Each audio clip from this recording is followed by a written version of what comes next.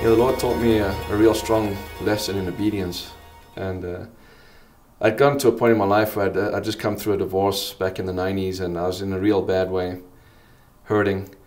And I'd gone to do a sales call at a company that morning, and there's a young gal receptionist at this company, and I felt the Holy Spirit tell me to take her to dinner that night and tell her about the love of Jesus Christ. And I said, Lord, I cannot do this. I said, I'm hurting too much. I don't want to be involved in any kind of relationship. And the Lord wasn't asking me to get in a relationship with this girl. He wanted me just to take her to dinner and tell her about His love. And I denied the Lord. And the next morning we got a call from this company saying that this gal had committed suicide.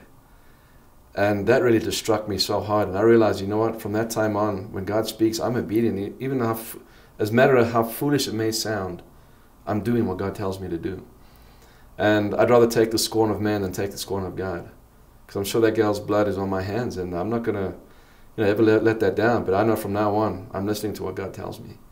And I'm doing what He tells me. And even if it sounds silly, I'll do it.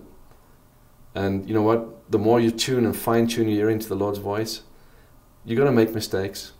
But when you make those mistakes, you learn. And you get so fine-tuned into the voice of the Lord that you know without a doubt when He has spoken. And God can trust you with so much more. And I'm sure that's part of the reason why the Lord uses me so strongly in the prophetic nowadays, is because I've allowed myself to do the most crazy things and be obedient to Him and fine-tune my hearing into what He's saying. And I really believe all people can be prophetic. Because all prophecy is hearing from God and being accurate in your hearing. And the only way you're going to get accurate is by stepping out in faith and doing things that sound ridiculous at times. But you'll learn that way, just like a child learns to walk.